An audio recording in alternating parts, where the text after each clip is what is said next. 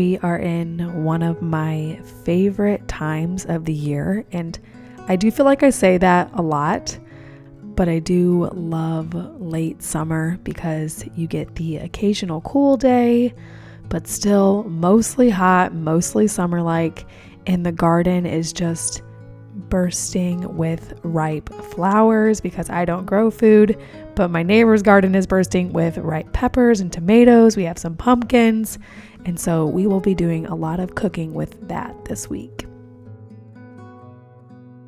The first meal I want to share with you guys is a pumpkin pancake made with oats instead of flour. We have been making these on repeat because everyone in the family loves them, and it's a really easy way to sneak in a lot of healthy foods for my daughter.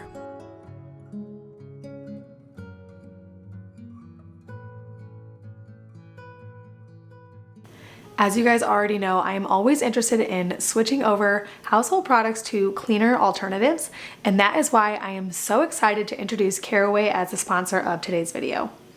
It is so important to me that the food I am making for my family is healthy and free of toxic fumes. Caraway is a non-toxic kitchenware brand that offers high-quality essentials. No matter the material, you can rest assured that you're cooking on clean and sustainable cookware. A little interesting tidbit is that the founder of Caraway accidentally overheated a PTFE pan and got sick with Teflon flu. After looking into the problem, he found that it only took 2.5 minutes for Teflon pans to heat to 500 degrees Fahrenheit and begin releasing toxic chemicals in the air. Caraway pans use a ceramic coating that is a naturally slick surface and is 100% non-toxic. That means you can freely flip eggs super easily and not worry about toxins. I'd recommend getting the cookware set like I did. It comes with a saute pan, fry pan, Dutch oven, and a saucepan, plus lids for all of them and storage for the pans and the lids. If you bundle them together, it saves you 20% versus buying individually. PTFE is a man-made chemical that can repel other substances. Because of this unique ability, it can be found in many household products and is one of the most dangerous chemicals still allowed to be used on a consumer market. When overheated past 500 degrees Fahrenheit, PTFE releases toxic fumes at a molecular level, which means that you cannot see them or smell them, and basically you won't know that they are there. Exposures to these fumes can affect your health, and long-term exposure is linked to cancer and all kinds of bad things. So you do not want to have that. If you're wanting to swap out your pans for a non-toxic alternative, I highly recommend Caraway's cookware set, which saves you 20% off whenever you bundle. Plus, you can stack it with my code that saves you an extra 10%. The link is in the description. Thank you so much to Caraway for sponsoring today's video. I went outside to talk to my neighbor, and he sent me home with a comical vegetable stash for 2 people. He's very generous with the produce that he grows, as you can see, and so I'm always very thankful. I, of course, passed on some of the goods to a friend because we cannot eat quite that much, but I wanted to make fajitas. I laid out steaks just to have steaks by themselves, and I was like, man, I wish I would have thought to get some peppers. And then my neighbor sent me home with some, and I was like, this is perfect. It's exactly what I wanted. While we were in Austria, we had Mexican, and it was so good. I got fajitas, and I noticed that whenever I got them, there was a zucchini in my, the veggies, and I had never thought of anything other than peppers and onions in fajita veggies. And so whenever I picked a couple ripe eggplants from my neighbor's garden, I thought this might work really, really well, kind of similar to the zucchini, and it was so good. I don't know that I would add it to my Walmart order, but anytime you have a zucchini, an eggplant, and you are wanting to use it up, use it in fajitas. It is so tasty. As you can tell, I love using my ceramic set from Caraway, so I use it often for things like eggs, pancakes. Even though it's quite versatile and cooks nearly everything well, I tend to also use my cast iron and stainless steel depending on what I am making. I have shared many times that I kind of consider myself a beginner when it comes to cooking. I don't know that beginner is the best word anymore because I have kind of been using all of this year to really embrace cooking, but I'm definitely not experienced. It's not something that I've been doing for years and I'm really good at. All of that to say, meals like this make me feel so proud, I guess is the word, or fulfilled, and make me feel so creative. It's not very often that I venture too far out from a recipe or try an eggplant in fajitas, for example. And so whenever I can look at a meal and think, man, I was not even thinking about making this morning.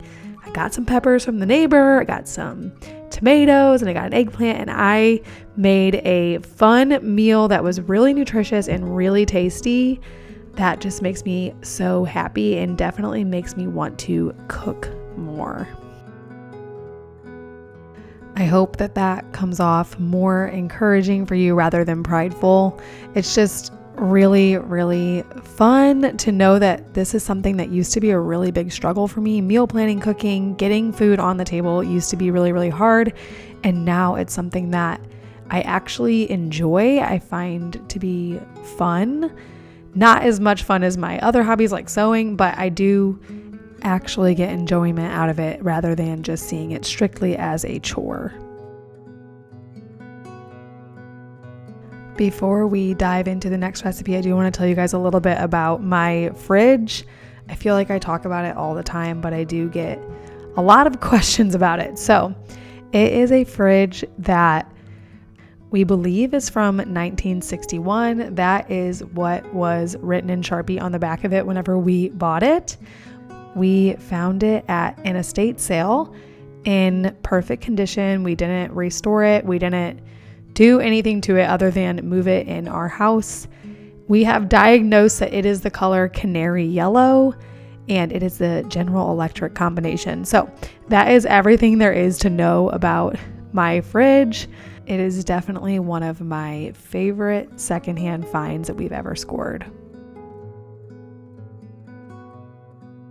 As for what I am making right now, it is a barbecue chicken rice bowl. This is definitely one of our favorite meals and is in our regular rotation.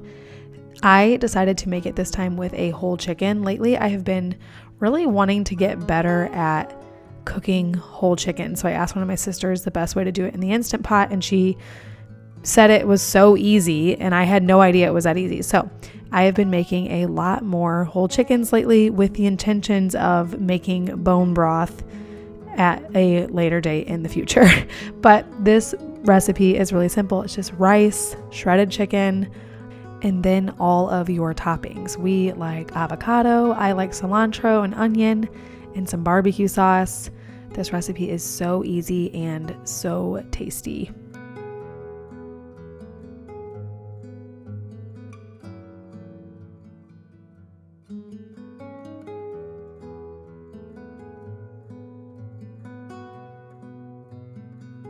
A while back, I had saved a link to a recipe for a roasted red pepper sauce pasta with roasted cherry tomatoes. So whenever my neighbor gave me a ton of garden fresh cherry tomatoes, I knew exactly what I wanted to do with them. This recipe is from Pinch of Yum, and it is technically a vegan recipe. However, me and my husband added whatever protein we had in the fridge. We ate this a couple times because we had a lot of leftovers. So we added shredded chicken. I think I added sausage at some point. Basically, we added a protein to it, but the sauce is totally dairy free. As you guys know, I can't have dairy, and so I like to share these little recipes whenever I find them because a lot of times you guys are asking me to share dairy-free recipes. So this is a very good creamy sauce, pasta sauce recipe without dairy in it.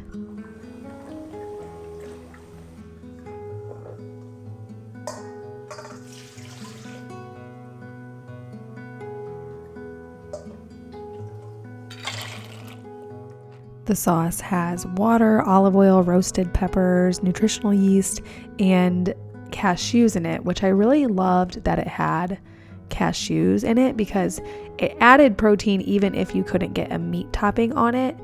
So the sauce on its own was actually pretty filling, just with the noodles and the sauce and the roasted cherry tomatoes. I can definitely see this becoming a part of our regular rotation because my husband was totally obsessed with it. And that should tell you how good of a dairy-free recipe it is. If someone who can have dairy says it's really, really good, then you know it is definitely a good one.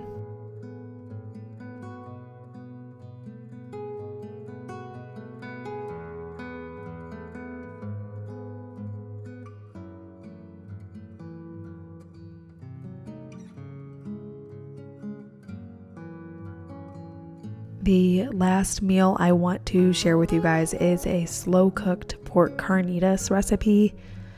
This recipe, I have to confess, did not go the way I thought it would go for a couple of reasons, which I'll talk about in a second, but it did turn out better than I thought. We were definitely able to save it.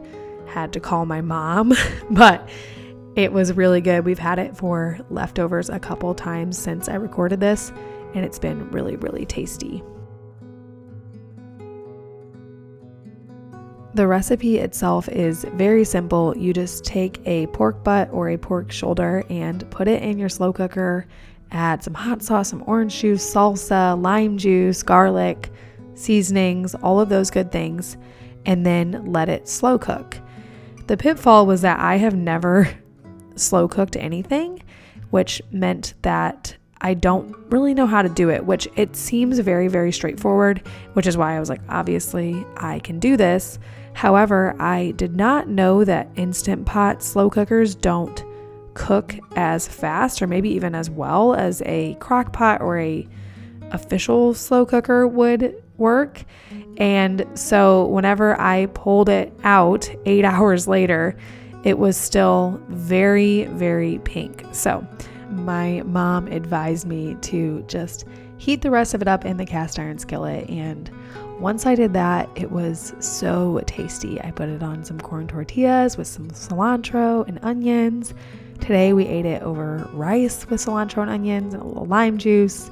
It's been really good.